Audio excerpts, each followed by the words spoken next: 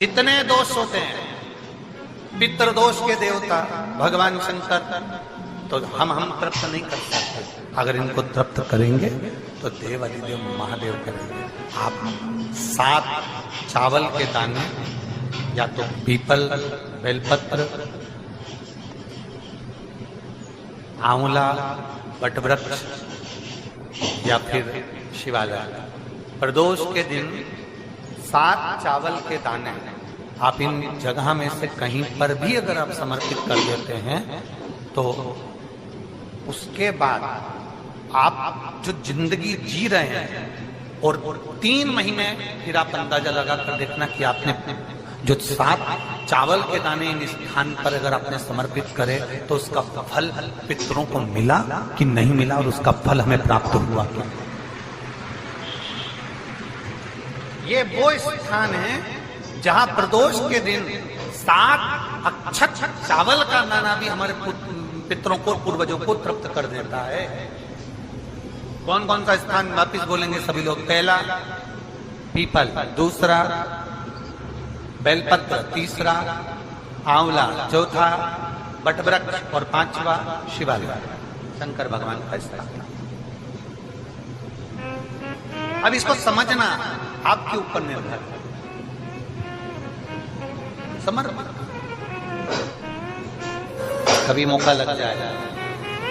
सारी दुनिया के लोग तुमसे कह रहे हैं तेरे घर में पितृदोष हो,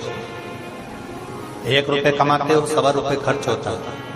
मानसिक टेंशन बना रहता है। घर में एक व्यक्ति बीमार है, ठीक हुआ, दूसरा बीमार पड़ गया, दूसरा ठीक हुआ, तीसरा बीमार पड़ गया, तीसरा ठीक हुआ, चौथा बीमार पड़ गया, मतलब कहीं ना कहीं पितृ का भाव, पितृदोष का बन रहा है। किसी ने कहा तुमसे कि तेरे यहाँ पितृदोष है, तूने ब्राह्मण को भोजन करा दिया, पिंडदान करा दिया, तर्पण करा दिया, तिलांजलि करा दी, गया जी का श्राद्ध कर दिया, हरिद्वार चली गई, वहां पिंडदान करवा दिया, ब्राह्मण भोज करवा दिया, तिथि पर भोजन करवा दिया, सब कुछ करवा के देते। अब एक काम और करके दे, एक काम और करके देख लो। जब तुम घर में भगवान शंकर की आरती, तुम्हारे घर में शंकर जी का शिवलिंग है, भले काय का भी हो, छोटा सा, भले सियोर का कंकर शंकर हो, नर्मदा का कंकर हो, चाहे शंकर पारक के हो, पीतल के हो, स्टील के हो, लकड़ी के हो, जिसके भी हो, लोहे के हो, पाषाण के हो, जिसके भी हो, शंकर का शिवलिंग अगर हमारे घर में है और आप रोज प्रतिदिन भगवान की आरती करते हो, प्रतिदिन, और आपको लग रहा है कि मेरे यहाँ तकलीफ चल रही है, ये ठीक ही नहीं हो रही, लगभग 1.5 महीना आप कम से कम 45 दिन, 1.5 महीने के करीब में ऐसा प्रयास करना कि भगवान की आरती, शंकर भगवान के शिवलिंग की आरती करने के बाद उस दिए को भगवान के सामने मत रखो, उस दिए को उठाकर जहां तुम पानी का मटका रखते हो, हंडा रखते हो, जिससे तुम पानी पीते हो, तुम्हारे रसोई घर में जो पानी का मटका, हंडा, बाल्टी, आरओ का पानी जिस मटके में गिरता है, हंडे में गिरता है, जिसको हमारे यहाँ पितरों का स्थान कहते हैं, उस स्थान पर, उस मटके के पास में, उस हंडे के पास में, उस बाल्टी के पास में, जहां रसोई घर में पानी रखते हो, उस रसोई घर में पानी जहां रखते हो, उसके पास में उस दिए को भगवान के सामने नहीं रखना। आरती उतारने के बाद उस दिए को ले जाके सीधे परिंडे के पास में, उस हंडे के पास में, मटके के पास में उसको रखो। केवल 1.5 महीना कर देखना। 1.5 महीने के बाद तुम्हें मालूम पड़ेगा कि हम वापिस उन्नति की सीढ़ी पर चलना प्रारंभ करती है। हमें फल के वृक्ष के नीचे पितरों की शांति है तो कितने चावल के दाने चढ़ते हैं? अगर कोई ब्राह्मण ने कह दिया तुम्हारे यहाँ पितृदोष है,